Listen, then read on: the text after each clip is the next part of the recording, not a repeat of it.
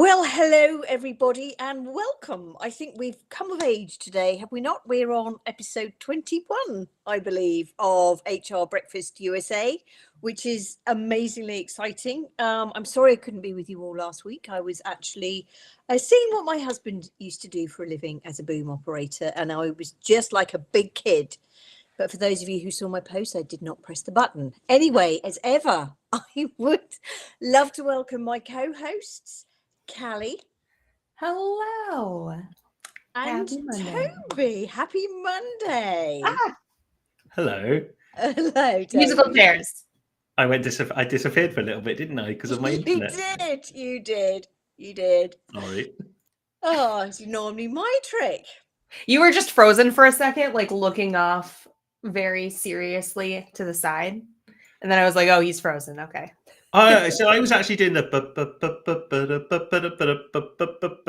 and then I was like, oh, why is the music stopped? And why can't I see anyone? Oh, I'm not on the internet anymore. Oh, don't you just love it when that kind of thing happens to us? So, without further ado, I think this is a subject today that I suspect we are all fairly passionate about, and that is that the HR revolution is, not will, be led by small businesses. And personally, when we look at it, so many of the small businesses that are already in the people and people consultancy space, I should know, I've worked with well over 140 of them in the last 4 years to help them build a successful business, are living in what can only be, a thing of dreams that some of the large organizations want, because small businesses are doing it. They're doing it today. So rather than look big, let's look small. Thoughts? Agility. Yes. Oh, let me start with Callie. Come on. Sorry. No, I mean, I think agility is the big word, right? That you have the opportunity to be able to quickly see what's going on. You have closer relationships with people. And so that ability to respond and adapt quickly and efficiently is just so much easier in small organizations. True. I love that. And I've got some other thoughts on that as well. Toby. What Callie said. Agility is the right word, but it's kind of scary though, because every startup that I've worked in doesn't have the traditional HR or people team structure. It will have like one person looking after that stuff. And this is, if I think of a company that got up to about 120 when I left, they either did or didn't have a full-time HR resource, and then they bolted under that recruitment. But in terms of learning development, benefits and reward, internal communications, all that stuff, they hadn't created yet the system of big company HR, but you could kind of see that's where they're heading. So agility is correct, but I wonder if there might be some limitations by kind of going, how do I build what the future looks like? Because no one else has done anything other than the traditional structure of a HR team. Maybe we need to define small business, because I was not thinking startup personally. Yes, I think there's that. There's also an element of, even some of the big businesses have startups within them now, right? It's not just an entrepreneur, it's what's intrapreneur. I think there are all sorts of words around this now, but basically some of the large organizations are creating smaller businesses or encouraging those within the organization to have their own businesses. What does that look like? We'll give you, say, $1,000, right? And if you go out and start this business and it goes well, then we'll invest more, and whoopie-doo, we might even buy it at the end.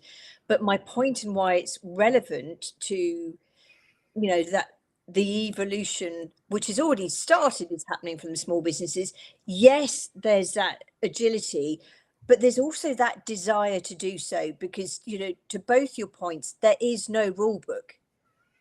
I don't live by a rule book. I don't care about a rule book. No. I will build my own.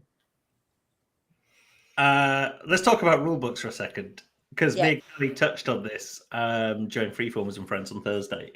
SHRM and CIPD. We went after them on Thursday, Sam. You missed it. We absolutely tore them a new one. But they they are supposed to have the rule book, right? That's the problem, that they are the gatekeepers of the rule book, and they've created this rule book. And I think we've talked about in previous episodes where institutional knowledge like that and disseminating that through an industry is incredibly difficult, because to design new stuff and get it out there is incredibly slow. Like, was I with both of you when I was talking about mini disc, like at university? Yes. Yeah. So it's that, right? That you cannot. The pace of change in society and work and technology is far too fast for institutional knowledge to be relevant, to be completely honest, unless you've created a quick way of updating it, which no one has done, because you look at the institutional knowledge that SHRM and CIPD peddle out, and it's outdated thinking.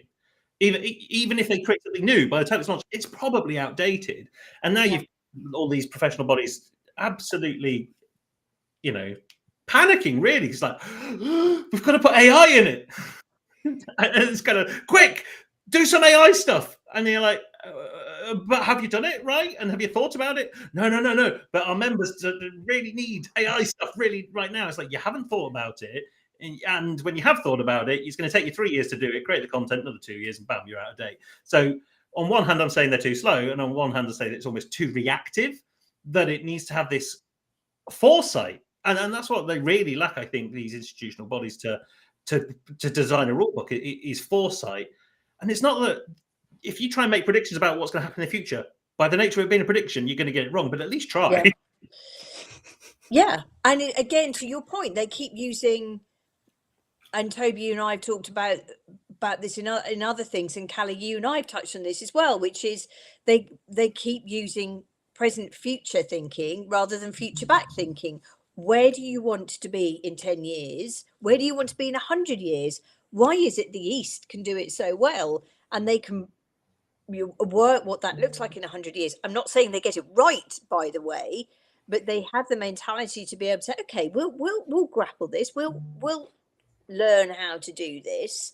And yet we find it hard to do it for ourselves in 5 years. And listen, I put myself in that camp. I know where I want to be and how I want to get there.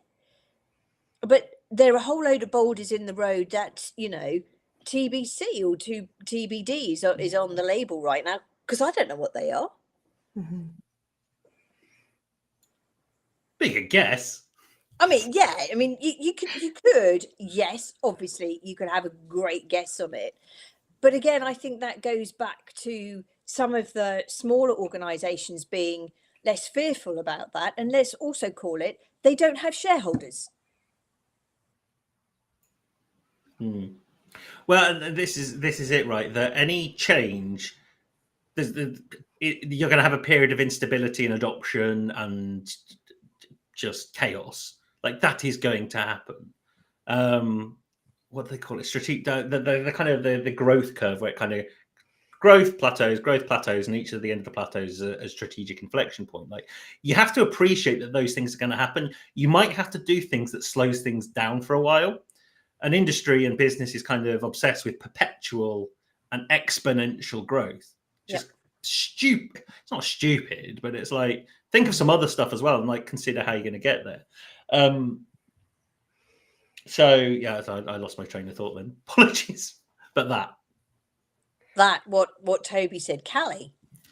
Well, I was just thinking about, what Freeformers does well, what Wanna does well is it's helping to understand the active climate, right?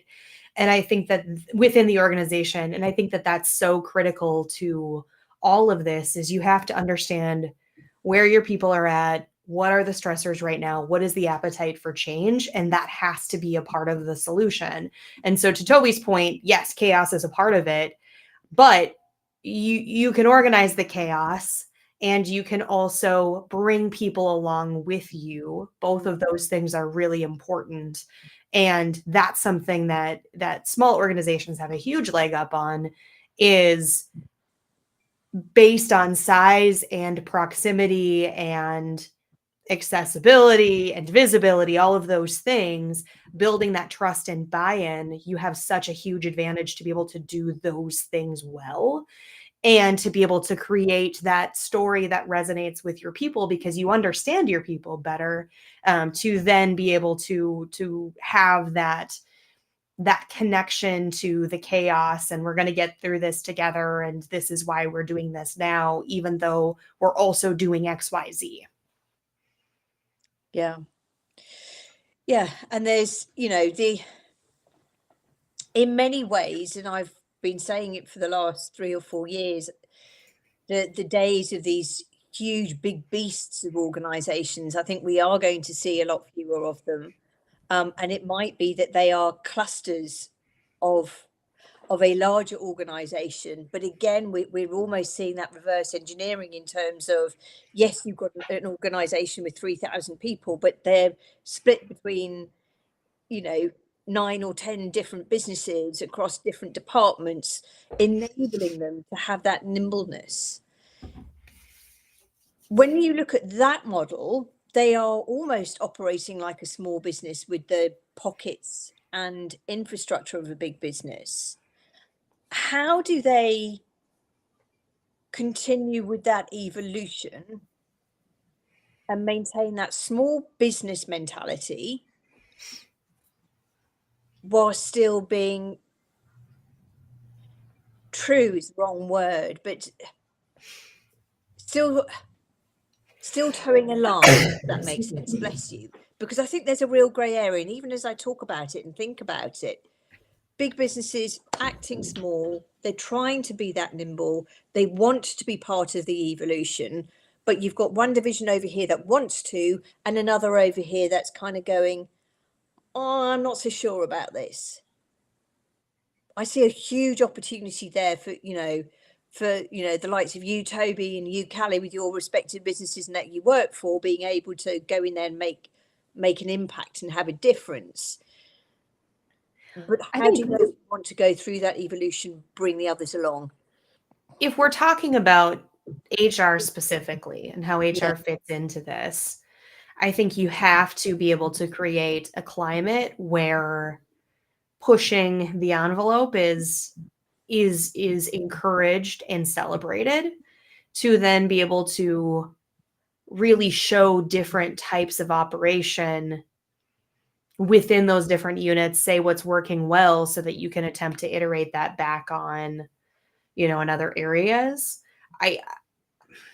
I feel like HR is probably in those structures, and I am not directly familiar with working in HR in that kind of environment, but my speculation would be that HR is the last thing to change, that everything else gets to change first, and it's just sort of assumed that HR is personnel, right? And that you've got your boxes that you're checking and you're not showing that change at that level.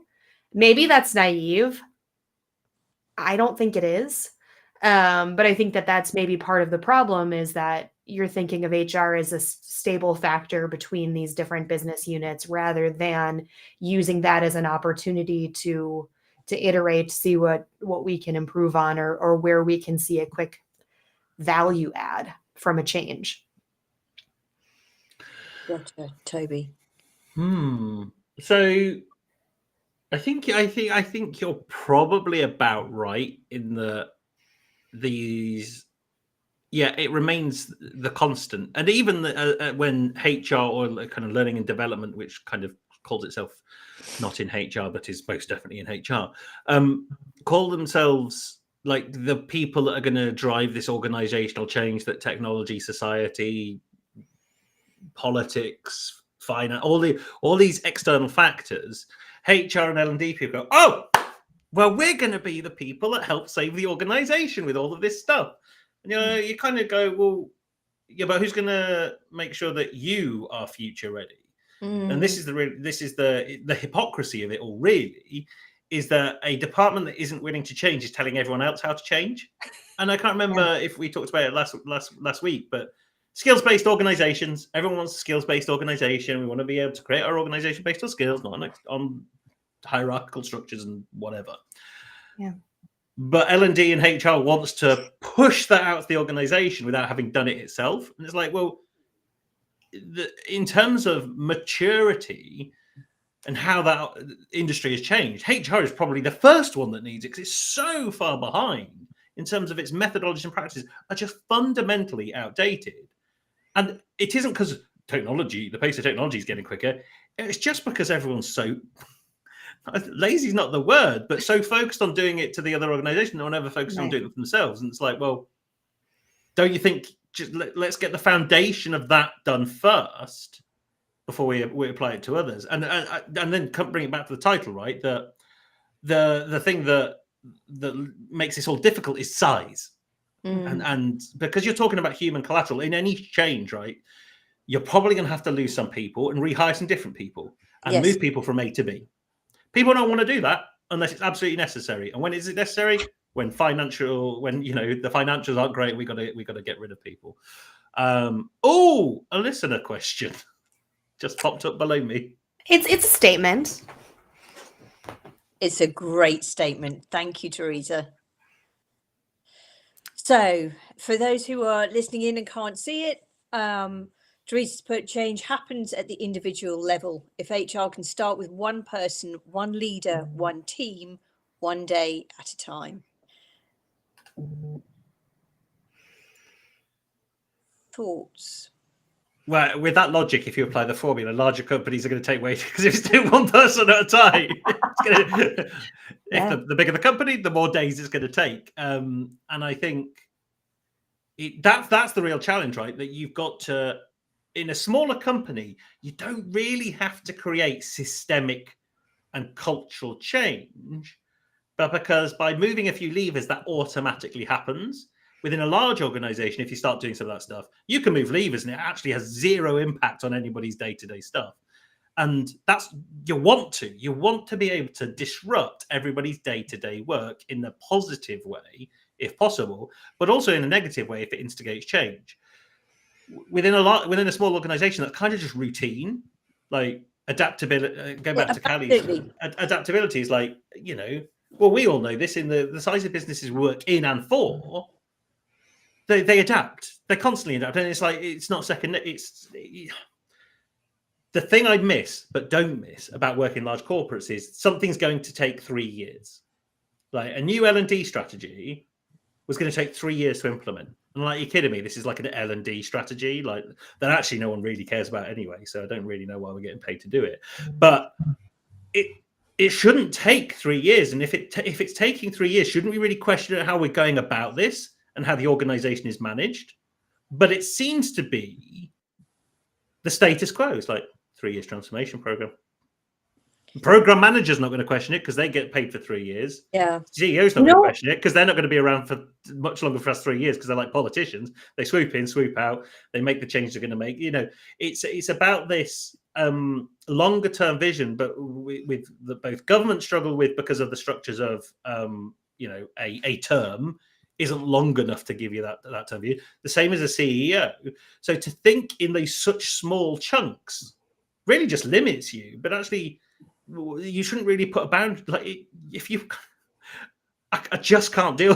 Sorry, I'm losing the will to live because I can't deal with 3 year change programs. Like it is too late. By the time you finish, you have to start again, and you've lost time because someone else will do it faster, quicker, and better.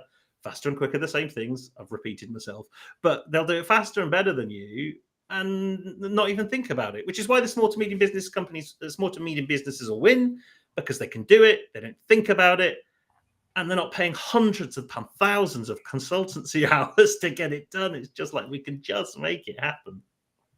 So just you talking about change taking 3 years. If our average tenure is now 2 years, then why not just rip off the Band-Aid with new hires and just start doing it differently? Yeah. Because people aren't going to be there by the time you get to the change anyway. At least you have a shot at seeing if this is better and having some value there. And, you both know that I'm insanely curious and probably half the reason why we do what we do today, but it's kind of why 3 years? And I'm sorry, the answer of we've always done it that way is inane, and I won't accept it. But why 3 years? Where do you get 3 years from? And, totally get Toby's point and frustration, because, what happens at the end of those 3 years? Well, the project team looks completely different. So they're like, "Hey, we finished the end of the project. Shall we celebrate?" It was like, "Well, I've only been on it for 6 months, so I don't know. What are we celebrating?" Besides, thanks very much. I passed my probation by delivering a project I didn't start. I did a 1-year project of a new HCM system, and I should have kept track of all. I left 1 year into it, I should say. Clarification, it was still going, but I should have kept a timeline of all of the different people we went through in 1 year, let alone 3 years.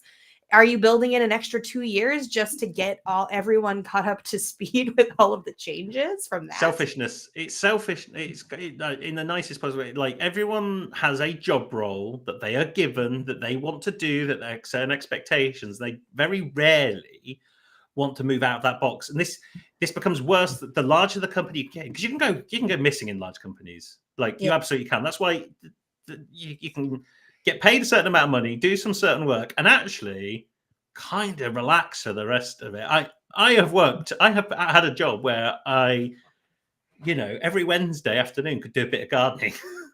Because I was like, I can phone it in that afternoon. That's fine. I'm not going to tell you where it is because one of them may be watching. But like, you can absolutely. I had a job where I refitted a kitchen and I didn't take any time off work to do it. So you can absolutely phone it in large companies.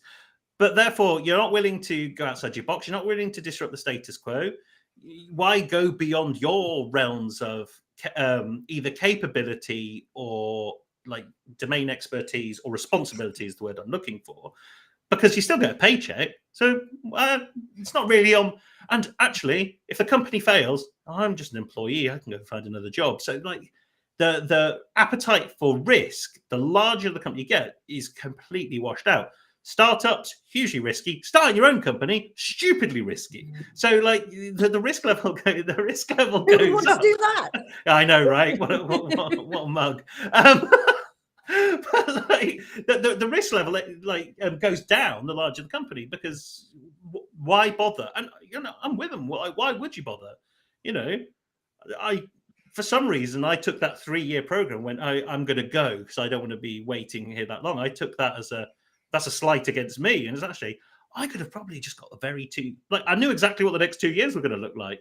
I was like, I should have just phoned it in and worked for it. But like, if a CEO or a C-suite member or any of that senior leadership team saw that and heard that, they'd lose their mind. Because you're like, why isn't this kid motivated or inspired to, make this company the best it can be? Well, it's not my company. I don't get paid that much. I don't have that much responsibility. My boss doesn't want us to move at any pace. So I don't know. You're the problem. And then, how do we?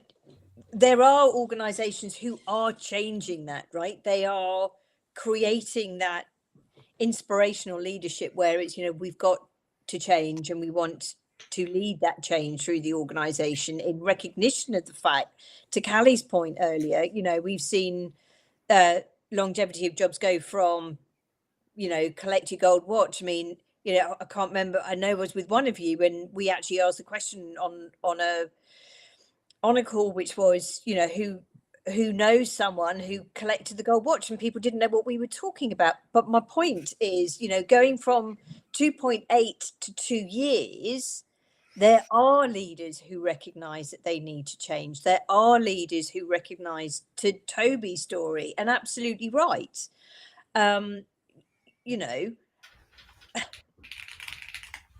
We've got some grassroots showing now, these shoots appearing of leaders wanting to make that change in larger organizations and bringing in the likes of you, Toby, and you, Callie, with Wannadude to make that change. I guess my next question is, how do we really encourage that to continue to flourish? And I'm going to make that my closing question because I'm conscious we've got a hard stop for everyone. I think you've got to have a view. I think you've got to have a view of what the future is and try to design it. All right. That's what we do at Freeformers. That's why, Sam, loads of the people you work with, because they become frustrated that they can't operate as effectively as they can with the systems they're currently working with. So they go to be fractional, start their own businesses. So, but to sit there and be sad and frustrated and annoyed at a system that currently isn't working and is kind of one thing. You can be frustrated and sad about it, but then you've actually got to do something about it, or find someone who is doing something about it. And this is like I say, at Freeformers, we think we've got the answer, but we recognize that it's one of potentially millions of answers. We're pretty confident in it because we designed it and we're really happy with it. But which you're also tailoring it, right? Like there's room for nuance in the structures that you're developing intentionally. It's not like you're just saying, here's a connect to the dot to dot. And that's what you're putting up against people. You're helping them to create a system based on what you know about them and their people and where they're trying to go. I mean, Wannado's is the same way, right? It's not prescriptive. It's growth. I love that. Thank you. And yeah, to kind of bring it all together for everyone as we close, small businesses are already leading the way in the whole workplace evolution. It's not a revolution. This is an evolution. Personal opinion, obviously. But I think as our conversation today has demonstrated, the larger businesses can learn a lot. If you're looking to change and you want that change, there are reasons because of that agility, because these are business owners who've now built out businesses and perhaps even large teams because they want to do things better and differently. If you're a large business watching this today, yes, you've got resource here in both Toby with Freeformers and Callie with Wannado, but you can make that change if you reach out to the smaller businesses. It's time for you to look around, not back. And on that, I'd love to say thank you, everybody, for watching today. Thank you again for all your questions and your suggestions throughout the week. We don't take that for granted. We are so appreciative. But from all of us today,